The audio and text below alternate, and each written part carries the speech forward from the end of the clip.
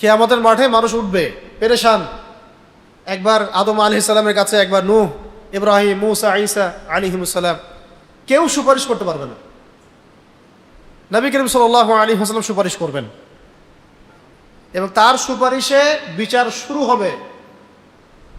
আবার তার সুপারিশেই বহু কবিরা গুনাহগার ব্যক্তি জাহান্নাম থেকে জান্নাতে যাবে। আমরা আমাদের নবীজিকে চিনি নাই এখনো। সুবহানাল্লাহ। মাকামে মাহমুদ একটা জায়গা আছে, এই জায়গা আল্লাহ পাক শুধু নবী সাল্লাল্লাহু আলাইহি ওয়াসাল্লামের জন্য খাস। মাকামে মাহমুদ, হাউজে কাউসার শুধু নবী সাল্লাল্লাহু আলাইহি ওয়াসাল্লামের জন্য খাস। মানুষ পিপাসায় জর্জরিত, কোথাও পানি নাই, পানি পেতে হলে ওইখানে যেতে হবে। কোথায়? হাউজে কাউসার। আর যে নবীর ব্যাপারে আমরা জানলামই না, চললামও না তার দেখানো পথে, আমাদের চোখের সামনে আমরা বেঁচে থাকতে তাকে গালি দিয়ে চলে গেল মানুষ,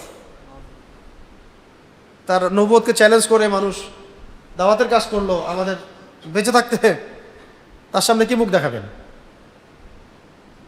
নবী এই জন্য বলবেন তো, সুহকান সুহকান লিমান গায়্যারা বা'দি, দূর হও আমার সামনে থেকে যারা আমার পরে দিনকে বিকৃত করেছো, যারা আমার পরে দিন ইসলামকে বিকৃত করেছো, দূর হও আমার চোখের সামনে থেকে, দূর হও। সেদিন নবীজি বলবেন এভাবে। নবী সাল্লাল্লাহু আলাইহি ওয়াসাল্লামের সুপারিশ ছাড়া বিচার শুরু হবে না, হাউজে কাউসার পাবে না পানি। আরেকটা মারাত্মক হাদিস আছে, সুন্দর হাদিস, খুব সুন্দর, যে জান্নাতের যে দরজা, এই দরজায় প্রথম যে ব্যক্তি যাবেন তিনি হলেন নবী সাল্লাল্লাহু আলাইহি ওয়াসাল্লাম। তিনি যখন জান্নাতের দরজায় নক করবেন, তখন জান্নাতের ফেরেশতারা, মানে যে রক্ষাকারী ফেরেশতারা দরজায় যারা থাকবেন, তারা বলবেন যে আপনি কে? তখন নবী সাল্লাল্লাহু আলাইহি ওয়াসাল্লাম বলবেন যে আমি মুহাম্মদ সাল্লাল্লাহু আলাইহি ওয়াসাল্লাম। এবং বলা হবে যে আমাদেরকে আদেশ করা হয়েছিল যে আপনি আসার আগে যেন আমরা দরজা না খুলি। তাহলে সেই নবীর সম্পর্কে আমরা জানি না, পুরো জাতি এখান থেকে অন্ধকারে আছে বেশিরভাগ, যে আসলে আমাদের নবী সাল্লাল্লাহু আলাইহি ওয়াসাল্লাম কেমন ছিলেন, ঠিক আছে, কেমন মানুষ ছিলেন। তো অনেক কথা হয়তো আমি বলবো, কিন্তু এত সুন্দর করে গুছিয়ে হয়তো বলতে পারবো না, এই জন্য বইয়ের মধ্যে লেখা আছে এই কথাগুলো, এই জন্য বলে দিচ্ছে।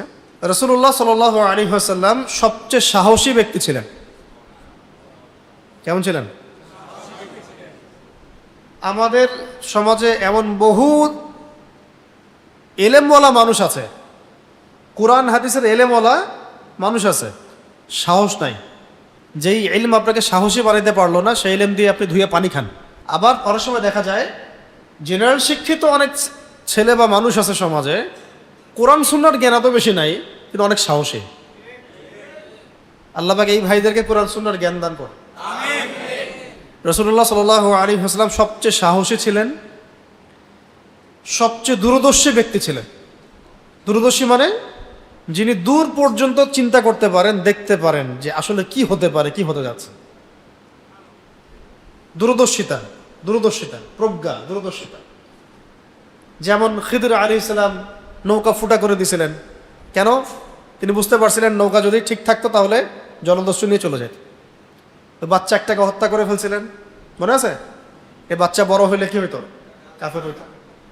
দেওয়াল নির্মাণ করে দিয়েছিলেন, কিন্তু মূসা আলাইহিস সালাম কিন্তু বুঝতে পারেন নাই। মূসা আলাইহিস সালাম বারবার বলছিলেন যে এটা কেন করলেন, এটা কেন করলেন, এটা কেন করলেন।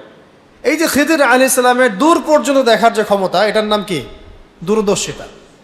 আমাদের নবী সাল্লাল্লাহু আলাইহি ওয়াসাল্লাম অত্যন্ত দূরদর্শী ব্যক্তি ছিলেন এবং বাহাদুর ছিলেন। বাহাদুর ছিলেন। এগুলোর প্রত্যেকটা শব্দের দলিল এবং ঘটনায় ভিতরে কেসসাগুলোতে মজুদ আছে। যেমন হুনাইনের যুদ্ধ হচ্ছিল, ছত্রভঙ্গ হয়ে গেছে সাহাবায়ে কেরাম। হুনাইনের যুদ্ধটা কঠিন যুদ্ধ ছিল, মুসলিমদের সংখ্যা অনেক বেশি ছিল, কিন্তু পরীক্ষায় পড়েছিল মুসলিমরা যুদ্ধের মাঠে। মুসলিমদের সংখ্যা অনেক বেশি ছিল এবং তারা সংখ্যাধিক্যের কারণে একটু গর্ব করছিল যে আজকে তো আমাদের সংখ্যা অনেক বেশি, কে আমাদেরকে হারাবে। আল্লাহ রাব্বুল আলামিন তখন পরীক্ষা করেছে। হুনাইনের যুদ্ধ, কোন যুদ্ধ? হুনাইন। তো যখন সাহাবায়ে কেরাম ছত্রভঙ্গ হয়ে যাচ্ছিলেন, তখন নবী সাল্লাল্লাহু আলাইহি ওয়াসাল্লাম সামনে একা এগিয়ে গিয়েছেন, গিয়ে বলেছেন যে আমি মুহাম্মদ ইবনে আব্দুল মুত্তালিব, আমি নবী এবং আমি মিথ্যাবাদী নই, আমার কাছে সাহাবীরা এসো। জোরে ডাক দিয়েছেন। এবার আব্বাস রাদিয়াল্লাহু আনহু তিনি ডাক দিয়েছেন, আরও কয়েকজন সাহাবী জোরে জোরে ডাক দিয়েছেন। তখন সাহাবায়ে কেরাম আবার ওই নবী সাল্লাল্লাহু আলাইহি ওয়াসাল্লামের কাছে আসছেন। অত্যন্ত সাহসী ছিলেন তিনি, বাহাদুর ছিলেন এবং অধিক পরিমাণে দানশীল ছিলেন, অধিক পরিমাণে দানশীল ছিলেন। যখনই কেউ তার কাছে কিছু চাইতো সঙ্গে সঙ্গে তিনি সেটা দিয়ে দিতেন। যখনই কেউ তার কাছে কিছু চাইতো সঙ্গে সঙ্গে তিনি সেটা দিয়ে দিতেন। মানে তাকে মানুষ খুব আপন মনে করত, যে কেউ তার কাছে গিয়ে তার কষ্টের কথা বলতে পারত। সবাইকে তিনি বুকে টেনে নিতেন, কাউকে ফিরাই দিতেন না, ধাক্কা দিয়ে ফিরাই দিতেন না। এমনকি হাদিসে আমরা এটাও পড়েছি, একবার নবী সাল্লাল্লাহু আলাইহি ওয়াসাল্লাম একটা বাগানে ঢুকলেন পানি পান করার জন্যে মদিনায়, দৌড়ে একটা উট তার কাছে আসছে, উট এসে তার গাটা নবী সাল্লাল্লাহু আলাইহি ওয়াসাল্লামের কাছে, মানে করে না ওই প্রাণীর একটু গা মাথাটা ঘষে, উটটা নবী সাল্লাল্লাহু আলাইহি ওয়াসাল্লামের কাছে এসে রাসূল সাল্লাল্লাহু আলাইহি ওয়াসাল্লামের কাছে তার মানে মাথাটা ঘষা শুরু করলো আর কি, কাদা শুরু করলো। মনে হচ্ছে কিছু বলছে আর কি, মনে হচ্ছে কিছু বলছে, কিছু অভিযোগ করতেছে। একটু পরে নবী সাল্লাল্লাহু আলাইহি ওয়াসাল্লাম বললেন যে এই উটের মালিক কে? এই উটের মালিক কে? তার মালিককে ডেকে আনা হলো। তুমি উটটাকে ঠিক মতো খাইতে দাও না কেন? উটটাকে ঠিক মতো পানি পান করতে দাও না কেন? উটের উপর জুলুম করো কেন? ইয়া রাসূলুল্লাহ, আমি কখন কি করলাম? যে তোমার উট আমার কাছে বিচার দিয়েছে তোমার নামে। উটটা এসে তার ভাষায় তোমার নামে আমাকে বিচার দিয়েছে। মানে পশু, একটা পশু, অবলা প্রাণী পর্যন্ত রাসূল সাল্লাল্লাহু আলাইহি ওয়াসাল্লামকে আপন মনে করতেন, তার কাছে গিয়ে বলা যাবে। এখনও আপনি যদি ওমরা করতে যেতে পারেন, হজ করতে যাবেন যখন, ইনশাআল্লাহ অবশ্যই মদিনা তো যাবেনই জিয়ারত করতে। রিয়াদুল জান্নাহ, যেখানে নবী সাল্লাল্লাহু আলাইহি ওয়াসাল্লামের মিম্বর এবং বাসার যে মাঝখানের ছোট জায়গাটুকু, এখানে নামাজ পড়ে সেজদা করলেও আপনার কাছে মনে হবে যে আপনি রাসূলের কাছে চলে আসছেন। বহু মানুষকে দেখিয়ে মানে অঝোর নয়নে কান্না করতেছে ওখানে, মনে হয় যেন কি আমূল পরিবর্তন তার ভিতরে, সব কষ্ট শেষ, ওখানে রাসূলকে পেয়ে গেছে, দোয়া করছে। একজন একটু অতিরিক্ত দলিলওয়ালা মানুষ ছিলেন, তিনি জিজ্ঞাসা করতেছিলেন যে এইখানে যে এইভাবে দোয়া করে মানুষ, কান্নাকাটি করে, তো এইখানে দোয়া কবুল হবে এটা কোন হাদিসে আছে বলতেছে আর কি। আরেকজন আলেম উত্তর দিচ্ছেন যে ভাই,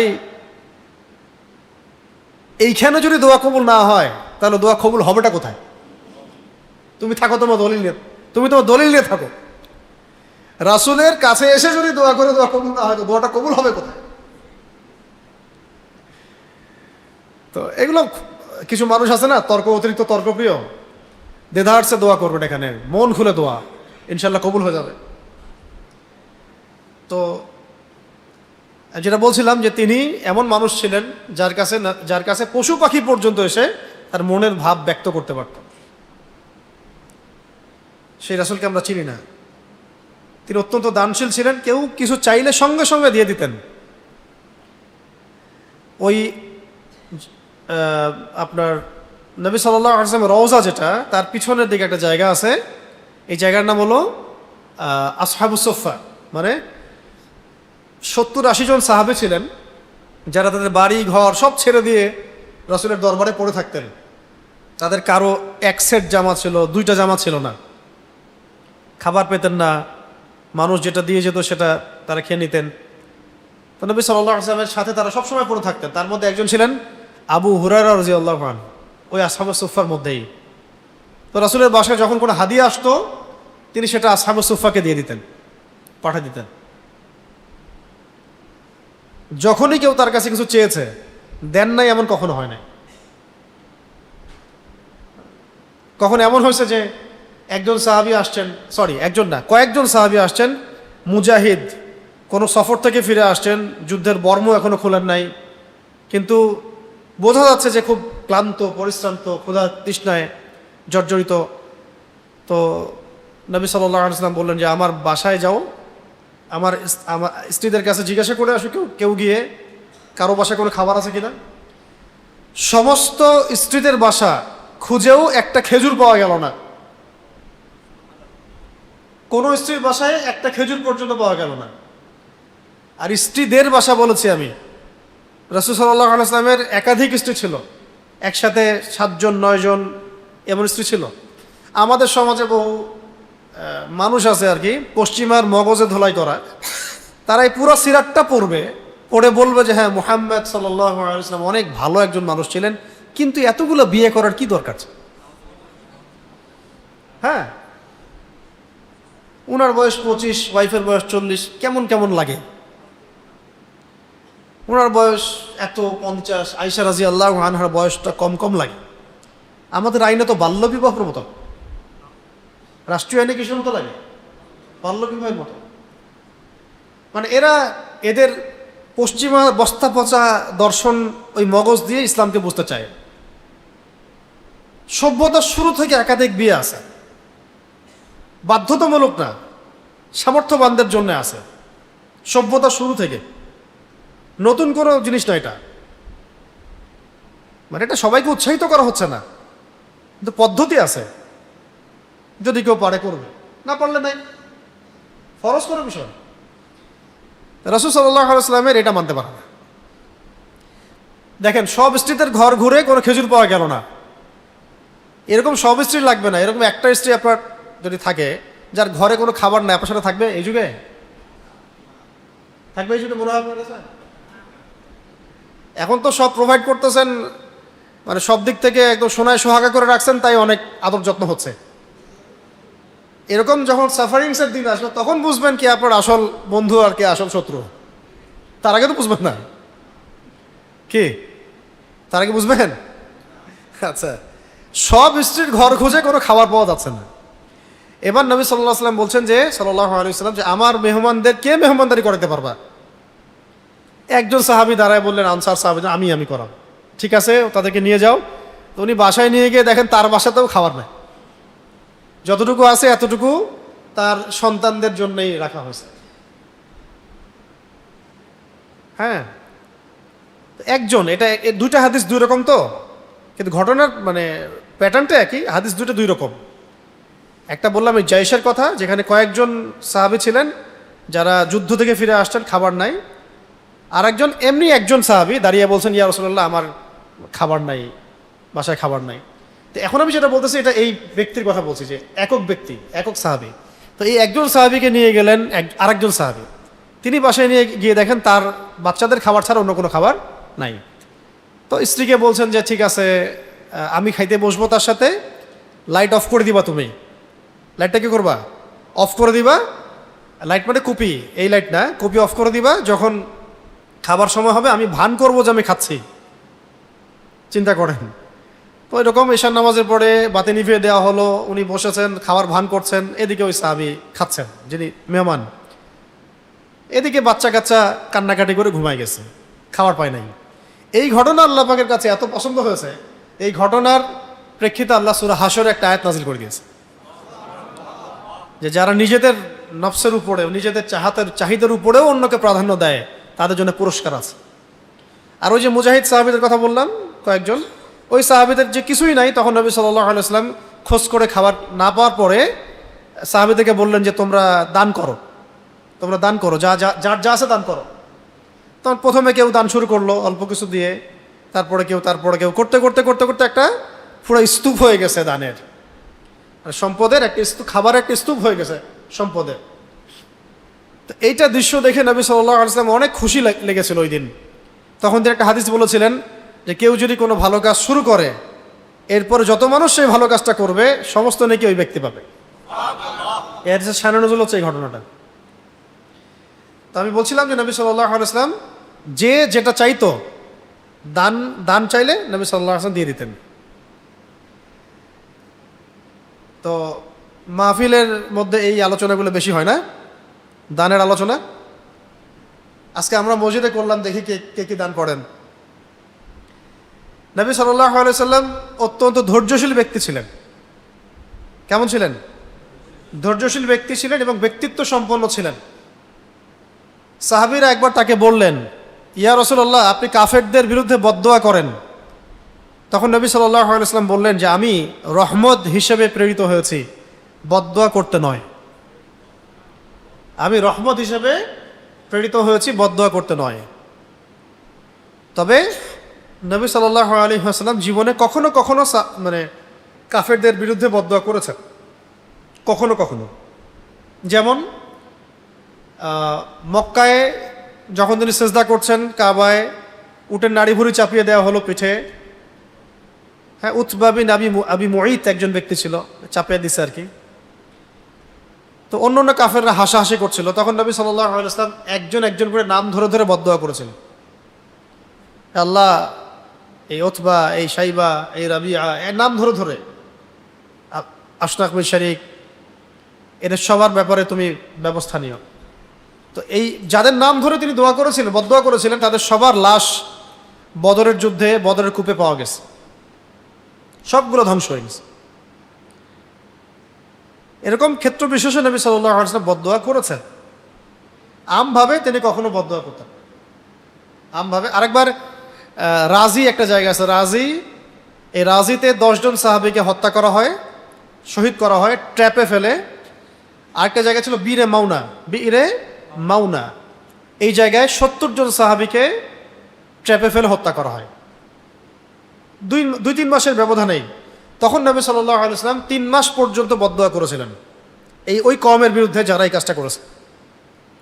এরকম কিছু ঘটনা আছে, কিন্তু আমভাবে তিনি বদদোয়া করতেন। তার দাঁত মোবারক শহীদ হয়ে গিয়েছিল উহুদের যুদ্ধের দিন, তবুও তিনি তাদের জন্য বদদোয়া করেন নাই, বরং ক্ষমার দোয়া করেছিলেন যে আল্লাহ আমার কওমকে মাফ করে দাও, কারণ তারা জানে না। আমাদের নবী মুহাম্মদ সাল্লাল্লাহু আলাইহি ওয়াসাল্লাম সবচেয়ে লজ্জাশীল ছিলেন। কেমন ছিলেন? লজ্জাশীল ছিলেন। এজন্যে তার দৃষ্টি কারো উপর স্থির থাকতো না, মানে লজ্জায় কারো প্রতি তিনি অনেকক্ষণ তাকায় থাকতেন না, মানে চোখ নামায় নিতেন, চোখ সরায় নিতেন। ব্যক্তিগতভাবে তিনি কারো প্রতি প্রতিশোধ গ্রহণ করতেন না, তো আগে বললাম, এবং ব্যক্তিগতভাবে কারো উপর রাগ করে থাকতেন না, বরং ক্ষমাই ছিল তার মাহাত্ম্য, ক্ষমাই ছিল তার মাহাত্ম্য। তবে একটা ঘটনা আছে, যে সাহাবী হামজা রাদিয়াল্লাহু আনহুকে শহীদ করেছিল, তার নাম কি? ওয়াহশী। উনি যখন ইসলাম কবুল করতে আসছিলেন মক্কা বিজয়ের পরে, তখন নবী সাল্লাল্লাহু আলাইহি ওয়াসাল্লাম বলেছিলেন যে কাইফা কাতালতা হামজা, তুমি হামজাকে কেমন করে হত্যা করেছো? ব্যাখ্যা দিয়েছেন, এইভাবে এইভাবে হত্যা করেছো। মানে দূর থেকে বর্ষা নিক্ষেপ করেছে, বর্ষা বোঝেন, বড় লাঠির মতো, সামনে চোখা ফলক, বল্লম, তো চিন্তা করা যায়, বল্লম দ্রুত বেগে নিক্ষেপ করেছিল, আর এটা হামজা রাদিয়াল্লাহু আনহুর নাভির নিচে এসে লাগছে, এখানে লাগছে, পিছন দিক দিয়ে বের হয়ে গেছে বল্লম। ওই অবস্থায় তিনি তরবারি নিয়ে মানে তেড়ে আসতে যাচ্ছিলেন ওর দিকে, যে এটা এই বল্লমটা ছুঁড়েছে আর কি ওয়াহশী। এই শাহাদাতটা রাসূল সাল্লাল্লাহু আলাইহি ওয়াসাল্লামকে অনেক কষ্ট দিয়েছে, অনেক কষ্ট পাইছেন। তার চাচা, আপন চাচা সাইয়্যিদুশ শুহাদা হামজা রাদিয়াল্লাহু আনহু, তিনি যখন শুনলেন এইভাবে হত্যা করেছে, তখন তিনি বললেন যে যদি তোমার চেহারাটাকে আমার থেকে দূরে রাখতে পারো তাহলে সেটাই করো। ইসলাম কবুল করেছে, ইসলাম কবুল করার পরে বলেছেন যদি সারা জীবন তুমি তোমার চেহারাটাকে আমার থেকে দূরে রাখতে পারো তাহলে সেটাই করো, আমার সামনে আসো। রাগ। আবার নবী সাল্লাল্লাহু আলাইহি ওয়াসাল্লাম যখন রাগ করতেন, তার রাগ সহজে থামানো যাইত না, যতক্ষণ না তিনি আল্লাহর হুদুদ কায়েম করতেন, মানে আল্লাহর বিধান কায়েম করতেন। তো আসলে এটা আমি বলে বোঝাতে পারবো না, চেষ্টা করতেছি। এই যে এখানে এটা লেখাও আছে যে তিনি আমভাবে কারো উপর রাগ করতেন না, বরং ক্ষমাই ছিল তার মাহাত্ম্য। কিন্তু আল্লাহর বিধানের উপরে কেউ হাত উঠালে তিনি রাগান্বিত হতেন, আল্লাহর বিধান লঙ্ঘন করলে তিনি রাগান্বিত হতেন। আর তিনি যখন রাগ করতেন তখন তার সামনে দাঁড়ানোর সাহস কেউ পেত না। তিনি যখন রাগ করতেন তার সামনে দাঁড়ানোর সাহস কেউ পেত না। আমাদের রাসূল সাল্লাল্লাহু আলাইহি ওয়াসাল্লাম এমন ব্যক্তি ছিলেন, যখন তার সামনে 2টা কাজের মধ্যে যে কোনো একটা বেছে নেওয়ার কথা বলা হতো, তিনি উম্মার জন্য যেটা সহজ সেটা বেছে নিতেন, আমাদের জন্য যেটা সহজ সেটা বেছে নিতেন। অনেকদিন তিনি বলেছেন যে আমার মন চায় প্রত্যেক নামাজের আগেই মেসওয়াক করতে বলি, তোমাদের উপর কষ্ট হবে তাই বলিনি। নামাজ যেটা আমরা পড়ি, নবী সাল্লাল্লাহু আলাইহি ওয়াসাল্লাম 3 রাত পড়েছিলেন। এরপরে আশঙ্কা করছিলেন যে ফরজ হয়ে না যায়, সবাই যেহেতু পিছনে দাঁড়িয়ে যাচ্ছে, আল্লাহ পাক যদি ফরজ করে দেন তাহলে কষ্ট হবে হয়তো উম্মার, আরও এক তো নামাজ বেড়ে গেল। এই জন্য তিনি চতুর্থ রাত্রে বের হন নাই, মানে আমাদের জন্য যেন সহজ হয় এই জন্যে তিনটা করেননি। এটা নফল বা সুন্নাহ হয়ে আছে আমাদের জন্য। এরকম তিনি উম্মার জন্য যেটা সহজ সেটা বেছে নিতেন। আচ্ছা, এরপরে নবী করিম সাল্লাল্লাহু আলাইহি ওয়াসাল্লাম কখনো কখনো কোনো খাবারের দোষ খুঁজে বের করেন নাই। নবী সাল্লাল্লাহু আলাইহি ওয়াসাল্লাম কখনো কোনো খাবারের দোষ খুঁজে বের করেন নাই। আজকে আপনি বড় করে মেহমানদারি করেন, বিয়ে শাদী ইত্যাদি আয়োজন করেন, মানুষ এসে খাবে, তারপরে বলবে যে তরকারিটা ভালো হয় নাই, হ্যাঁ, আইটেমগুলো কম হয়ে গেছে। সুবহানাল্লাহ। তিনি পছন্দ হলে খাবার খেতেন, পছন্দ না হলে ছেড়ে দিতেন, দোষ ত্রুটি বর্ণনা করতেন না। আর নবী করিম সাল্লাল্লাহু আলাইহি ওয়াসাল্লাম কখনো হেলান দিয়ে, ঠেস দিয়ে, হেলান দিয়ে বসে খাবার খান নাই। নিচে দস্তরে বসতেন আর কি। আমাদের বসতে হয় অনেক সময়, নবী সাল্লাল্লাহু আলাইহি ওয়াসাল্লাম কখনো এইভাবে বসে খাবার খান। বরং তিনি তো চাটাইয়ের মধ্যে ঘুমিয়েছেন, চাটাইয়ের মধ্যে। আপনারা যদি মদিনা যেতে পারেন, যাওয়ার নিয়াত করবেন, আল্লাহ তৌফিক দাতা। ওখানে মিউজিয়াম যেগুলো এখন করা হচ্ছে, এখানে এক্সিবিশন হয়, এক্সিবিশন আছে। তো এক্সিবিশনের মধ্যে রাসূল সাল্লাল্লাহু আলাইহি ওয়াসাল্লামের সময় তার বাসাটা যেমন ছিল ওই আদলের কিছু এক্সিবিশন ওখানে আছে।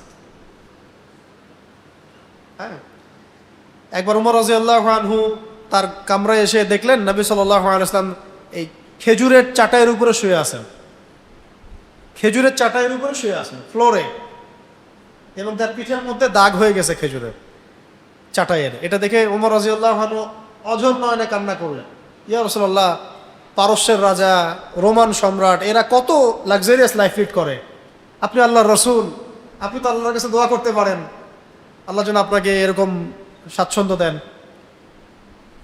তখন নবী সাল্লাল্লাহু আলাইহি ওয়াসাল্লাম ওই কথাটা বলেছিলেন যে ওই ব্যক্তির সাথে দুনিয়ার কি তালুক, ওই ব্যক্তির সাথে দুনিয়ার কি সম্পর্ক, যে ব্যক্তি দুনিয়াতে মুসাফির, এখানে গাছের ছায়ায় বসেছে রেস্ট নিতে, এখানে তো থাকতে আসিনি আমি। আজকে সেই রাসূলের উম্মাহ আমরা, আমাদের বিলাসিতার তো শেষ নাই। বাঙালি আপনারা কতটুকু বিলাসিতা করেন, আরবে গিয়ে দেখেন বিলাসিতা কাকে বলে। আরবে যারা যাওয়া আসা করেন তারা দেন বিলাসিতা কাকে বলে, খাবার অপচয় কাকে বলে, খাবার অপচয় কাকে বলে। মানে রমজান মাসে যে পরিমাণ খাবার অপচয় হয়, এই খাবার দিয়ে আমার মনে হয় 1 বছর গাজাবাসীকে খাওয়ানো যাবে, গাজাবাসীকে 1 বছর খাওয়ানো যাবে। অপচয় কাকে বলে, বিলাসিতা কাকে বলে। আবুধাবি, কাতার, কুয়েত, গলফ কান্ট্রিগুলো, হিজাজ, সৌদি আরব, এখন এগুলো যান, গিয়ে দেখেন সব পশ্চিমাদের আদর্শ, পশ্চিমাদের ধাঁচে সব।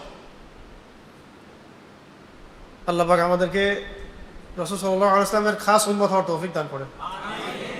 এবার শোনেন, রাসূলুল্লাহ সাল্লাল্লাহু আলাইহি ওয়াসাল্লাম কখনো পাতলা রুটি খান নাই। আমরা যে রুটি খাই, সুন্দর সুন্দর রুটি, আমাদের নবী সাল্লাল্লাহু আলাইহি ওয়াসাল্লাম এগুলো কখনো খান নাই। খান নাই মানে খেতে পারেন নাই। নবী হওয়ার পরে অবস্থা এমন ছিল যে সবসময় এগুলো বাসায় থাকতো না, তো মাঝে মাঝে হাদিয়া আসতো। খেজুরের সঙ্গে কাকড়ি বা খরবুজ এগুলো মিশিয়ে খেতেন। খেজুরের সাথে কাকড়ি বলতে শশা জাতীয়, আর খরবুজ মানে তরমুজ জাতীয়, এগুলো মিশিয়ে তিনি খেতেন। কখনো 3 মাস চলে যাইত, 3টা চাঁদ উঠতো, ঘরের মধ্যে চুলা জ্বলে নাই। একটা চাঁদ চলে যাচ্ছে, একটা চাঁদ আসতেছে, ঘরে চুলা জ্বলে নাই। আম্মাজান আয়েশা রাদিয়াল্লাহু আনহাকে সাহাবায়ে কেরাম জিজ্ঞাসা করতেন, আম্মাজান আপনারা কি কি খেয়ে থাকতেন? তিনি বলতেন যে খেজুর ভিজিয়ে রাখা হতো রাতের বেলা, ওই পানি সকালবেলা আমরা খেতাম। আমরা পারবো? আর আমাদের আহাল পরিবার এগুলো সফর করতে পারবে? এই যে এখানে হাদিস আসছে যে আবু হুরায়রা রাদিয়াল্লাহু আনহু থেকে বর্ণিত, রাসূলুল্লাহ সাল্লাল্লাহু আলাইহি ওয়াসাল্লাম এমন অবস্থায় পৃথিবী থেকে বিদায় নিয়েছেন, আমাদের নবীজি এমন অবস্থায় পৃথিবী থেকে বিদায় নিয়েছেন যে তিনি এবং তার পরিবারের কেউই পেট ভরে জবের রুটিও খায় নাই। এমন অবস্থায় তিনি ইন্তেকাল করেছেন।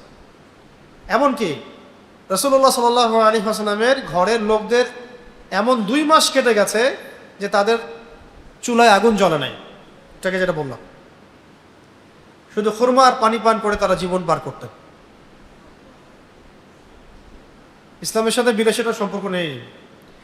আরো শোনেন, নবী করিম সাল্লাল্লাহু আলাইহি ওয়াসাল্লাম নিজের জুতা নিজেই সেলাই করতেন, কোনো কাজকে ছোট মনে করতেন না। দুই জাহানের বাদশা, মাকামে মাহমুদ যান, আওয়াজে কাউসার যান, ফিরদাউসে যাবেন যিনি, নিজের জুতা নিজেই সেলাই করতেন। সে আমাদের সামান্য একটু ক্ষমতা পাইলেই তাকে চিনা যায় না, গায়ে হাতি দেওয়া যাবে না। আল্লাহ বোঝার তৌফিক দান করেন।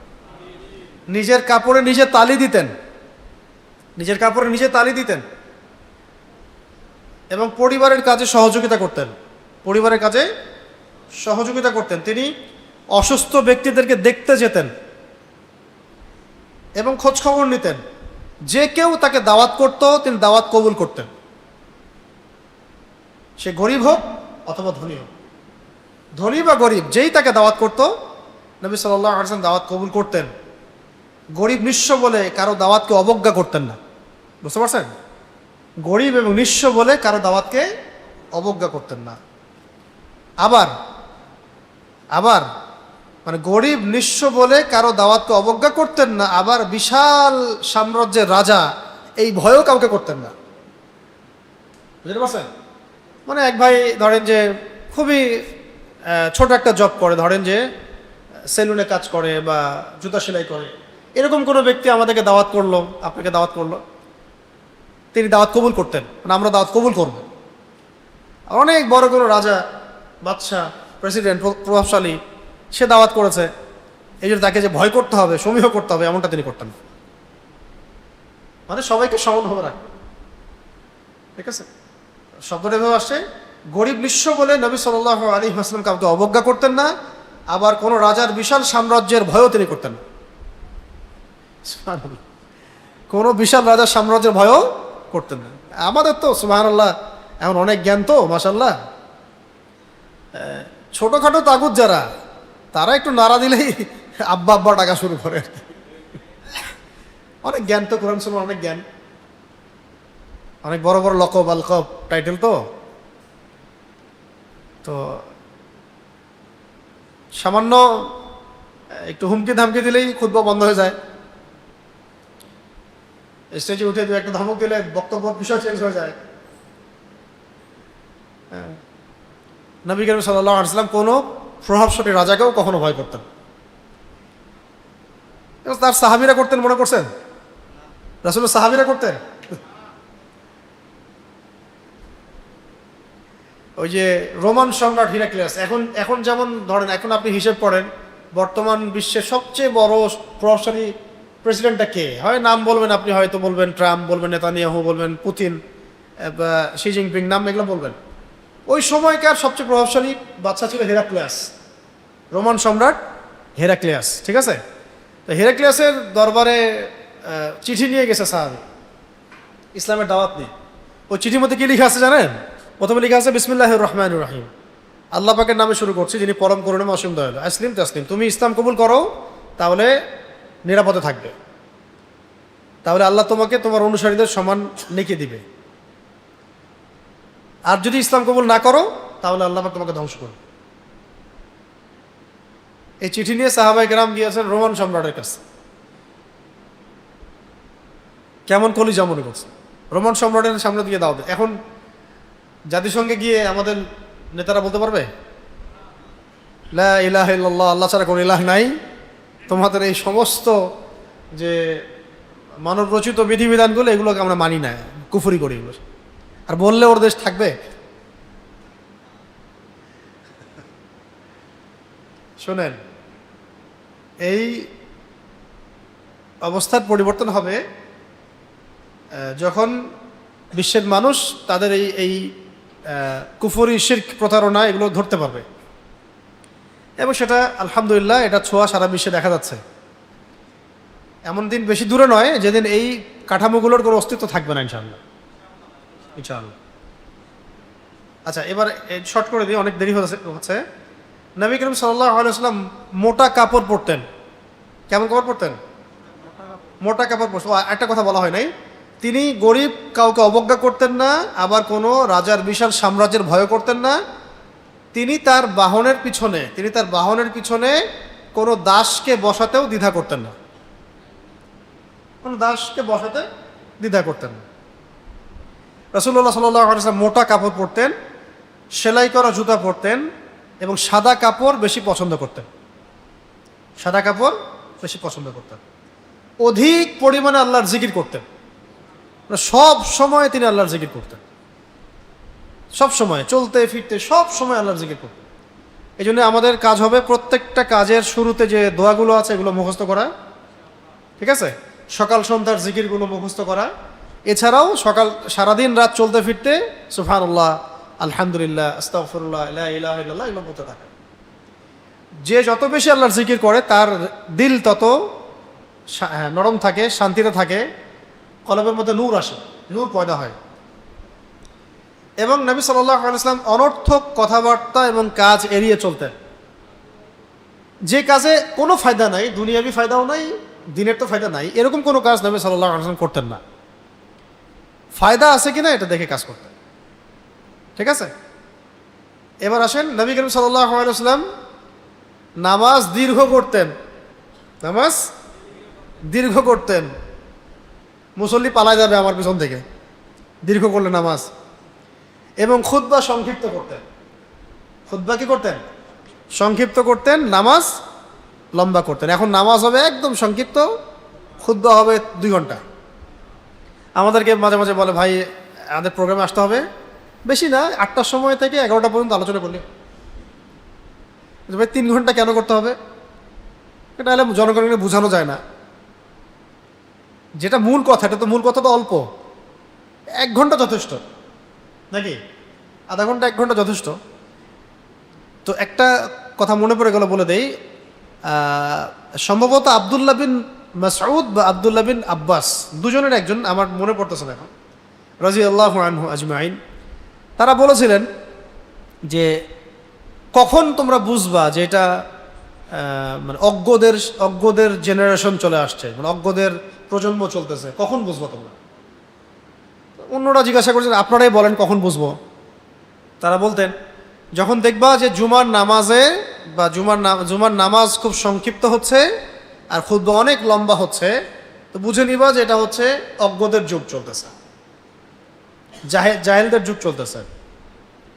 যখন দেখবা নামাজ হচ্ছে কি খুব সংক্ষিপ্ত, খুতবা হচ্ছে অনেক লম্বা, তো বুঝবা এটা জাহেলদের যুগ চলতেছে। যখন দেখবা যে খুতবা সংক্ষিপ্ত হচ্ছে, নামাজ লম্বা হচ্ছে, বুঝবা এটা আলেমদের যুগ চলতেছে।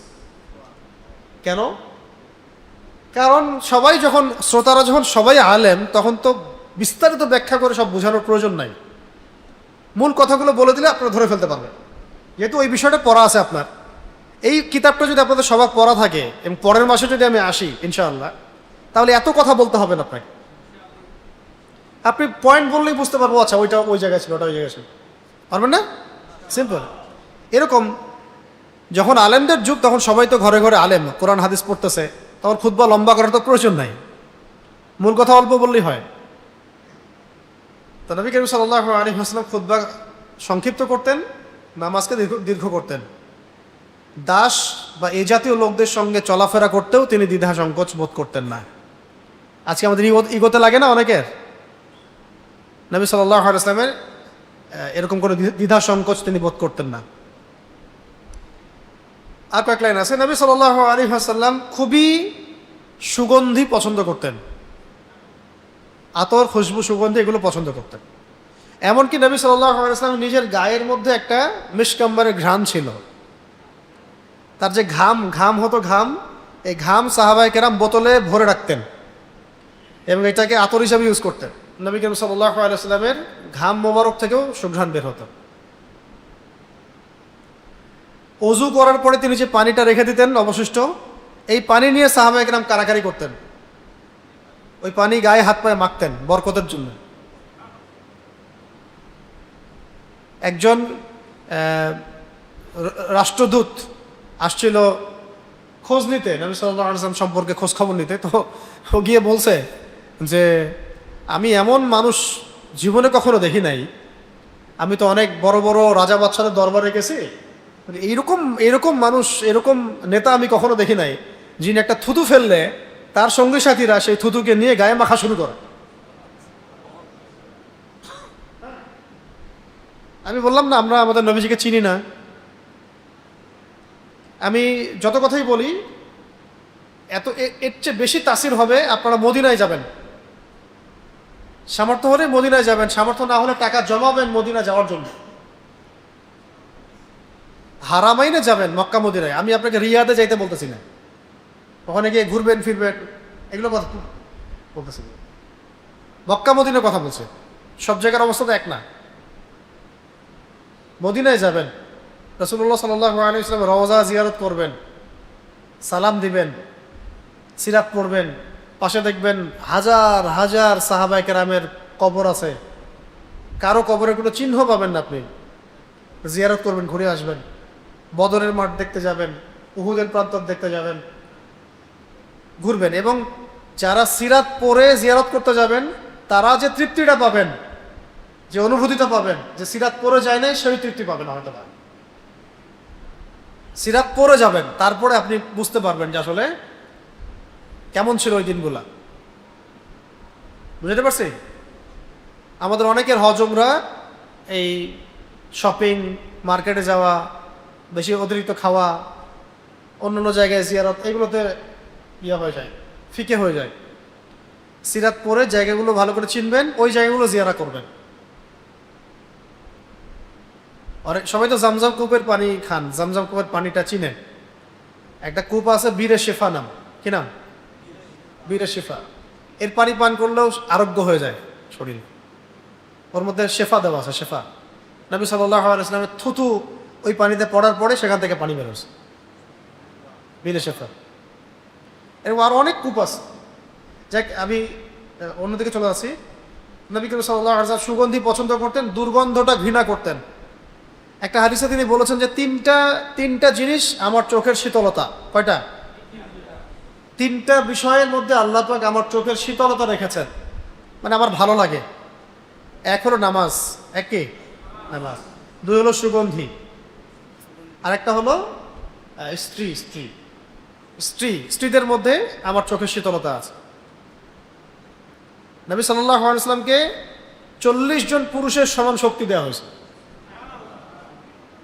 40 জন পুরুষের সমান। নবী করিম সাল্লাল্লাহু আলাইহি ওয়াসাল্লাম জ্ঞানীদেরকে সম্মান করতেন, অহংকার বা কর্কশ ভাষায় কথা বলতেন না। ঠিক আছে? নির্দোষ যে খেলাধুলা যেগুলোতে শরীয়তের সীমা লঙ্ঘন হচ্ছে না বা ফরজ ছুটে যাচ্ছে না ইত্যাদি, এগুলো তিনি নিষেধ করতেন না। এটা অনেকে প্র্যাকটিস করতো, খেলতো, চর্চা করতো, তিনি নিষেধ করতেন না। খাস করে তীরন্দাজি, ঘোড়সাওয়ারি, এগুলো মল্লম যুদ্ধ, মুষ্টিযুদ্ধ, যেগুলোতে মানে যুদ্ধের বিষয় আছে, ফিটনেসের বিষয় আছে, এগুলো নিষেধ করতেন না। এবং তিনি মাঝে মাঝে হাস্যরসাত্মক কথাও বলতেন, মজা করা, কৌতুক করা, কিন্তু মিথ্যা কৌতুক না, আবার সত্যিকারের কৌতুক। যেমন একজন বৃদ্ধা মহিলা আসছিল, ইয়া রাসূলুল্লাহ, আমি কি আমল করলে জান্নাতে যাব? আমাকে বলে দেন কি আমল করলে জান্নাতে যাব। তো নবীজি বলছেন যে আপনি তো জান্নাতে যেতে পারবেন, মানে জান্নাতে তো কোনো বুড়া মানুষ যাবে না। হ্যাঁ, তো উনি খুব মন খারাপ করছে, আমি জান্নাতে যেতে পারবো না, কেমন করে? আরে আসল কথা হচ্ছে জান্নাতে তো কেউ বৃদ্ধ কোনো মানুষ জান্নাতে যাবে না। জান্নাতে যাবে মানুষ যখন বয়স হবে 33 বছর। কত বছর? 33 বছর, 33, 34, 35, এমন। এরকম কিছু মজা তিনি করতেন মাঝে মাঝে। এই যে বললাম, হাস্যরসাত্মক কথা বলতেন, কিন্তু বাস্তবতা বহির্ভূত কোনো কথা বলতেন না। মানুষের মধ্যে তিনি সবচেয়ে হাসি মুখে থাকতেন এবং উত্তম চরিত্রের মানুষ ছিলেন। কেউ কোনো বিষয়ে অপারগতা দেখালে সহজে মেনে নিতেন। আয়েশা রাদিয়াল্লাহু তাআলা আনহা বলেন, নবীজির চরিত্র ছিল আল কোরআনের মতো। কার মতো? অর্থাৎ কোরআন যে বিষয়ে পছন্দ করত, রাসূলও সেই বিষয়ে পছন্দ করতেন। আর কোরআন যে বিষয়ে বা কাজ অপছন্দ করত, রাসূলও সেই বিষয়ে অপছন্দ করতেন। আনাস রাদিয়াল্লাহু আনহু বলেন যে আমি রাসূলুল্লাহ সাল্লাল্লাহু আলাইহি ওয়াসাল্লাম থেকে যে সুগন্ধি পেয়েছি, তার চেয়ে উত্তম সুগন্ধি আমি জীবনে কোথাও পাই। আচ্ছা, এরকম আরও বেশ কিছু কিতাব আছে, খাস করে আপনারা বাসায় রাখতে পারেন। শামায়েলে তিরমিজি, শামায়েলে তিরমিজি, এর মধ্যে বিস্তারিত বিবরণ আছে নবী সাল্লাল্লাহু আলাইহি ওয়াসাল্লামের চুল চোখ কেমন ছিল, চেহারা কেমন ছিল, হাতের তালু কেমন নরম ছিল, সব কিছু আছে। কোন কিতাব? শামায়েলে তিরমিজি। এই কিতাবটা থেকে পড়ে নেবেন। আজকে তো অনেক দেরি হয়ে গেছে, এই জন্য আমি বললাম না। আর এরপরে নবী সাল্লাল্লাহু আলাইহি ওয়াসাল্লামের কিছু মোজেজা আছে, এই মোজেজাগুলো আপনারা পড়ে নিয়েন। এটা পড়তে গেলে আপনার বেশি সময় লেগে যাবে। আমি 5 মিনিটে খালি কয়েকটা কথা বলে শেষ করব। যে আমার এতক্ষণ যে কথাগুলো আমি বলেছি, এই কথাগুলো বলার উদ্দেশ্য একটাই ছিল যে আমরা যেন আমাদের নবী সম্পর্কে জানার ব্যাপারে আগ্রহী হই, ঠিক আছে? এবং এই সিরাতটাকে আমি কি বলেছি? রোডম্যাপ, কিভাবে আল্লাহর জমিনে দিন কায়েম করতে হবে। তো সংক্ষিপ্তভাবে যদি বলতে চাই 5 মিনিটে 10 মিনিটের মধ্যে, তাহলে আপনারা এটা পড়বেন যখন, তখন দেখবেন প্রথমে নবী সাল্লাল্লাহু আলাইহি ওয়াসাল্লাম একা ছিলেন। কয়জন? তিনি যে সমাজের মধ্যে ছিলেন, ওই সমাজের মানুষ মূর্তি পূজা করত। আপনার সমাজ এমন করে? আচ্ছা, সরাসরি করে না, কিন্তু অন্য শিরক তো আছে। ওই সমাজের মানুষগুলা সুদ খাইতো। কোন সমাজ? ওই যে আইয়ামে জাহেলিয়াতে। আপনার আবার সমাজে আছে না? ওই সমাজের মানুষগুলো জিনা, ব্যভিচার, এই ধর্ষণ টর্ষণ খুব বেশি হইতো। এখন হয় না? ওই সময় মানুষগুলা মদ খাইতো বেশি, এখন খায়। ওই সময় মানুষগুলো গোত্রীয় হানাহানি, দ্বন্দ্ব, এগুলো কলহতে লিপ্ত ছিল, এখন নাই। এটাকে আইয়ামে জাহিলিয়াত বলে। ওই রকম একটা জায়গায় নবী সাল্লাল্লাহু আলাইহি ওয়াসাল্লাম তিনি নবী হলেন। সুবহানাল্লাহ।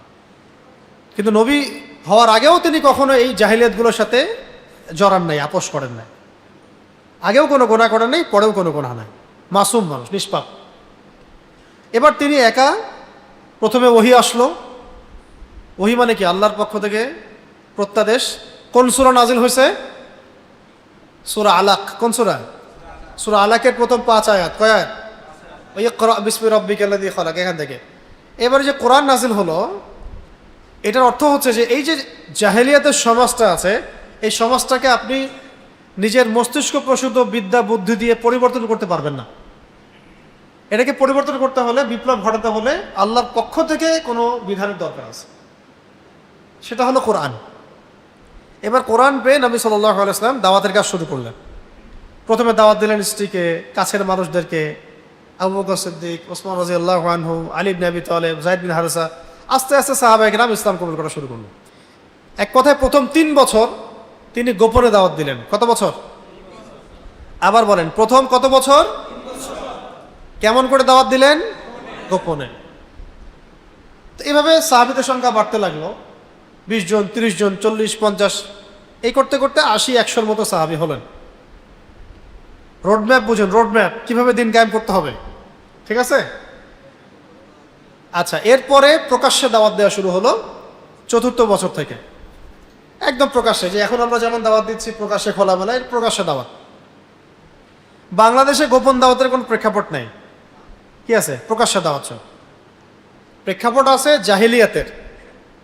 যে জাহিলিয়াতগুলো আমাদের এখানে আছে, এগুলো আইয়ামে জাহিলিয়াতেও ছিল, কিন্তু প্রকাশ্যভাবে এই জাহিলিয়াতগুলোর বিরুদ্ধে বলা হচ্ছে না সব জায়গা থেকে, বা যথেষ্ট হচ্ছে না।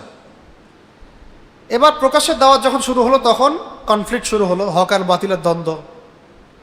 কেউ মেনে নেয়, কেউ নেয় না, কেউ আগ্রহ দেখায়, কেউ ভয় পায়, কেউ অত্যাচার করে, কেউ বন্ধু হয়ে যাচ্ছে, কেউ শত্রু হয়ে যাচ্ছে। এবং কাফেররা, খাস করে মুশরিক যারা ছিল, আবু জেহেলের যারা অনুসারী, এরা সবাই নবী সাল্লাল্লাহু আলাইহি ওয়াসাল্লাম এবং সাহাবায়ে কেরামকে এমন কোনো নির্যাতন নাই যেটা করলো না। শারীরিক নির্যাতন, মানসিক নির্যাতন, অর্থনৈতিক নির্যাতন, সামাজিক বয়কট, এমন কোনো নির্যাতন নাই যা করা হয় না। তার মানে দাওয়াতের কাজ করতে শুরু করলে এগুলো আসবেই। হ্যাঁ, আচ্ছা, আশাটা ভালো, আশাটা লক্ষণ যে আপনি হকের উপর আছেন, নবীর সুন্নাহ। এরপরে সাহাবায়ে কেরাম ওখানে টিকতে পারলেন না, নবী সাল্লাল্লাহু আলাইহি ওয়াসাল্লাম পাঠালেন আবিসিনিয়াতে, বাদশাহ নাজাশির কাছে, যেটাকে আমরা হাবাসা বলি, ইথিওপিয়া, ইরিত্রিয়া। তারপরে নবীজি গেলেন তায়েফে। তায়েফের মানুষ কি করলো? ইসলাম কবুল করেছে, রক্তাক্ত করেছে। আবার নবীজি মক্কায় ফিরে আসলেন। ওই বছর ওর আগে 3 বছর ওই বয়কট করা হয়েছে সামাজিকভাবে। 3 বছর সামাজিকভাবে বয়কট করা হয়েছে। তারপরে আবার আমুল হুজন মানে কষ্টের বছর। 1 বছরে চাচা আবু তালেব ইন্তেকাল করলেন, কয়েকদিন পরে খাদিজা রাদিয়াল্লাহু আনহাও ইন্তেকাল করলেন। এরপরে হলো মেরাজ। কি হলো এরপরে? মেরাজ। মানে যখন চতুর্দিক থেকে নবী সাল্লাল্লাহু আলাইহি ওয়াসাল্লাম মনক্ষুণ্ণ, কোণঠাসা, একাকিত্ব ফিল করছেন, কষ্টে, আল্লাহ পাক নিজের কাছে নিয়ে নিলেন, আসো, কিসের কষ্ট, আমার কাছে আসো। সব নিদর্শন আল্লাহ পাক দেখালেন। এমনকি আল্লাহ পাক এত নৈকট্য দিয়েছেন, মানে কাছাকাছি নিয়ে আসছেন, এসে ওহী করলেন। 50 ওয়াক্ত নামাজ, পরে 5 ওয়াক্ত হলো। সূরা বাকারার শেষের আয়াতগুলো আল্লাহ পাক বলে দিলেন যে তোমার উম্মতের কেউ যদি শিরক না করে মারা যায়, আর জান্নাতে যাবে ইনশাল্লাহ, জান্নাতে যাবে। জান্নাত জাহান্নাম আল্লাহ পাক ঘোরালেন। তিনি পুরো মনস্তাত্ত্বিকভাবে একদম কি হলেন, চ্যান এবং সুকুনের মধ্যে চলে আসে। এবার টার্নিং পয়েন্ট। এবার মেরাজ শেষ হওয়ার পরেই আনসারি সাহাবীরা আসলেন ইসলাম কবুল করতে। আনসারি সাহাবী মানে মদিনা থেকে সাহাবীরা আসলেন। তো মদিনা থেকে সাহাবীরা আসলেন, ইসলাম কবুল করলেন, মদিনা চলে গেলেন। পরের বছর 12 জন, তারপরের বছর 70-75 জন। তো মদিনায় ইসলামের প্রেক্ষাপট তৈরি হলো, যেখানে মক্কার মানুষ ইসলামটাকে রাজনৈতিক জায়গা দিচ্ছে না, সেখানে মদিনার মানুষ তারা ইসলামটাকে রাজনৈতিক জায়গা দিল এবং সাহাবীদেরকে বললেন হিজরত করে আপনারা চলে আসেন। তা নবী করিম সাল্লাল্লাহু আলাইহি ওয়াসাল্লাম সাহাবীদেরকে নিয়ে চলে গেলেন মদিনায়। এই যে মদিনায় যাওয়া হলো, এই মদিনাতে ইসলামের রাষ্ট্রটা কায়েম হল। মক্কা প্রথম ইসলামিক রাষ্ট্র না। প্রথম ইসলামিক রাষ্ট্র কোনটা? মদিনা। ওখানকার সাহাবীদের নাম আনসার সাহাবী, আওস ও খাজরাজ গোত্রের। মুহাজির সাহাবীরা ওখানে গেলেন, ভ্রাতৃত্বের বন্ধন হলো। ওখানে ইহুদিরা ছিল, মদিনা সনদ হলো। এরপরে এই যে মক্কার মানুষরা জুলুম করা শুরু করলো, তখন বদরের যুদ্ধ হলো। তো বদরের যুদ্ধের আগেও কিছু ছোট ছোট সারিয়া হয়েছে, তবে বদর যুদ্ধ হচ্ছে বড় যুদ্ধ প্রথম। তো বদরে তো তারা পরাজিত হলো। উহুদের যুদ্ধে আবার আসলো, সেখানেও প্রায় পরাজিত হয়ে গেছিল, কিন্তু আমাদের একটা ছোট্ট ভুলের কারণে আমরা সাময়িকভাবে বিপর্যস্ত হলাম। তারপরে খন্দকের যুদ্ধ হলো। এইভাবে করতে করতে প্রায় 70 থেকে 80টা যুদ্ধ হয়েছে। কতগুলা গাজওয়া সারিয়া মিলে আরও বেশি, 80রও বেশি সশস্ত্র যুদ্ধের মধ্য দিয়ে পরবর্তীতে মক্কা বিজয়। মানে হিজরতের আগ পর্যন্ত শুধু দাওয়াত আর তাবলীগ হয়েছে। ভালো করে বুঝেন, হিজরতের আগ পর্যন্ত কি হয়েছে? শুধু দাওয়াত তাবলীগ, তরবিয়ত, তালিম, তরবিয়ত, দাওয়াত, তাবলীগ এগুলো চলেছে। আর যখন তখন কি হলো? দাওয়াতের সাথে সাথে জিহাদ, দাওয়াতের সাথে সাথে একদম সশস্ত্র যুদ্ধ। তখন দাওয়াত এবং জিহাদের মধ্য দিয়ে মাত্র 7 থেকে 8 বছরের ব্যবধানে আবার মক্কাটা বিজয় হলো। শুধু মক্কা না, মক্কা বিজয় থেকে শুরু করে আশপাশের আরও যে অঞ্চলগুলো ছিল এগুলোও মুসলিমদের দখলে চলে আসে। এরপর থেকে ইসলাম আর থেমে থাকে নাই। প্রায় 1000 বছর, 1200 বছর এইভাবেই দাওয়াত আর জিহাদের মধ্য দিয়ে ইসলাম প্রায় অর্ধেক বিশ্ব পর্যন্ত শাসন করছে। বাকি যে 100 বছর থেকে 200 বছর থেকে প্রেক্ষাপটটা ভিন্ন। আমরা এখন আমেরিকাকে আব্বা ডাকি, কি বুঝছেন? ওকে তো টাইমই দিত না তখন। নাসারা, রোমদের সভ্যতা, পারস্যের সভ্যতা, একে তো মুসলমানরা সময়ই দেয় নাই, টাইমই দেয় নাই, হিসেবেই ধরে নাই। এই পারস্যদের সাথে যুদ্ধ হয়েছে, কাদেসিয়ার যুদ্ধ, মারাত্মক যুদ্ধ হয়েছে কাদেসিয়া যুদ্ধ। অনেক সাহাবী, প্রায় 8000 সাহাবী শহীদ হয়েছেন, 8000 কাদেসিয়া যুদ্ধে। ওরা বড় বড় হাতি নিয়ে আসছিল যুদ্ধ করতে। ওই সময় হাতি ছিল না সবার কাছে। সাহাবীদের এমন জজবা ছিল যে সাদ বিন আবি ওয়াক্কাস রাদিয়াল্লাহু আনহুর নেতৃত্বে কয়েকজন সাহাবী ওই হাতির পিঠে উঠে গেছে, উঠে বর্ষা দিয়ে হাতির 2 চোখ ফুটা করে ফেলছে। কাউকে ভয় পায়নি সাহাবীরা, মুসলমানরা কাউকে সময় দিত না, ভয় পাইত না। যুদ্ধ হচ্ছে, বড় বড় হাতি দৌড়াচ্ছে, সাহাবায়ে কেরাম বর্ষা নিয়ে হাতির চোখ ফুটা করে ফেলছে। চিন্তা করেন। তো এবং সাহাবীরা প্রশিক্ষিত ছিলেন, এখন তো যুদ্ধের ওই সময় না যে আপনি বর্ষা দিয়ে ঢাল তলোয়ার দিয়ে যুদ্ধ করুন। এখন সব প্রযুক্তি, কোড, ডেটা, মিসাইল, এসবের এগুলো কোথায় হাসিল করছে 50 বছরে? 50 বছর ধরে কি হাসিল করছে? বকর বকর তো সারাদিন করে আর কি, টেবিল থাপড়ায় আর বিল পাস হয়। 50 বছর কি হাসিল করছেন? একটা মিসাইল, খালি পদ, আমি সভাপতি, আমি সেক্রেটারি, আমি অমুক দলের অমুক। করছেনটা কি ভাই? কি করছেন? দেশের একটা মিসাইল আছে, একটা ক্ষেপণাস্ত্র আছে, কি নিয়ে এত গর্ব করেন? চেতনা বিক্রি করেন আর খান নাকি? কি অবস্থা! আর আপনারা বলেন, মাদ্রাসায় যে আমরা মাশাআল্লাহ লাখ লাখ ছেলে পেলে পড়াশোনা করি, জীবনে কখনো চিন্তাও করছিলেন যে আপনাদেরকে মিসাইল তৈরি করতে হবে বা আপনাদের কোনো প্রযুক্তি তৈরি করার দরকার আছে? আসেন ভাই, মাদ্রাসার ভাইরা মিলে একটা অ্যাপস বানাই। জীবনে কি মাথায় আসছিল না এটা বানানো হারাম? হারাম। কাকে কাকে ছেড়ে কাকে দিয়ে কথা বলবেন?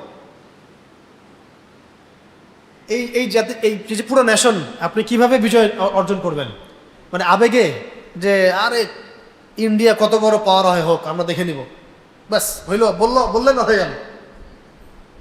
অনলাইনে একদম গাজওয়াতুল হিন্দের ধোঁয়া তুলে দিলেন, ব্যাস বিজয় হয়ে গেল। অনলাইনে তো খেলাফত কায়েম হয়ে গেছে নাকি? অনলাইনে তো খেলাফত কায়েম হয়ে গেছে, শুধু অনলাইনে হাতটা কাটা বাকি, রজম করা বাকি, মদের শাস্তি দেওয়া বাকি। অনলাইনে জগৎটা এরকম আর কি। আর সবাই মাশাআল্লাহ মারাত্মক লেভেলের পণ্ডিত। হ্যাঁ, মানে তাদেরকে তো জ্ঞান দেওয়ার তো প্রশ্ন ওঠেই না, বরং আমরা জ্ঞানের মোহতাজ তাদের কাছে, জ্ঞানের মোহতাজ। বাস্তবতা হচ্ছে নামাজি মোহাম্মদি করতে দিলে তেলাওয়াত বের হয় না, এমন অবস্থায় অনেকেরই। ভাই, এতগুলো কথা বলার উদ্দেশ্য হচ্ছে, এই যুগে যদি ইসলামের বিজয়টা হাসিল করতে হয়, রোডম্যাপ যেমন আমার সামনে আছে, ওই পথ পদ্ধতি পাথেও তো লাগবে। সেগুলোর জন্য পুরো জাতিকে একসাথে চেষ্টা করা দরকার ছিল। এই জন্য ইসলামের এই দাওয়াতগুলো, কোরআন সুন্নাহর দাওয়াত, সিরাতের দাওয়াতগুলো সব মহলে দিতে হবে। শুধু একটা মহলকে ফোকাস করে দাওয়াতের কাজ করলেও হবে না। আমাদের প্রশাসনের ভাইদেরকে দাওয়াত দিতে হবে, আমাদের রাজনৈতিক নেতৃবৃন্দকে দাওয়াত দিতে হবে, ব্যবসায়ীদেরকে দাওয়াত দিতে হবে, ছাত্রদেরকে দাওয়াত দিতে হবে, এই ছাত্রদের তরুণ প্রজন্ম যারা সাহসী তাদেরকে দাওয়াত দিতে হবে, সবাইকে। এই কাজটা নিশ্চয়ই আমি একা করবো নাকি? না, বাংলাদেশে যে কয়েকজন আলেম দেখেন, এই কয়েকজনই করবে, আপনাদের কোনো কাজ নাই। আপনাদের কাজ হচ্ছে অনলাইনে মানুষের ভুল ধরা, কমেন্ট করা, শেয়ার দেওয়া, লাইক দেওয়া, এটা আপনাদের কাজ, বা একটু ট্রল করা, এটা আপনাদের কাজ না? যেদিন মাইর আসবে ওই দিন আমাদের আগে আপনারা মাইর খাবে, কারণ এটা আপনারা ডিজার্ভ করেন। এই জাতির উপর যা আসতেছে এটা এই জাতি ডিজার্ভ করে। এর চেয়ে বেটার কিছু এই জাতি এখন ডিজার্ভ করে না, এই জন্য এখন আসে না। এই নেশন এখন পর্যন্ত যা সাফার করতেছে, এটা এই নেশন ডিজার্ভ করে, এই জন্যই সাফার করতেছে।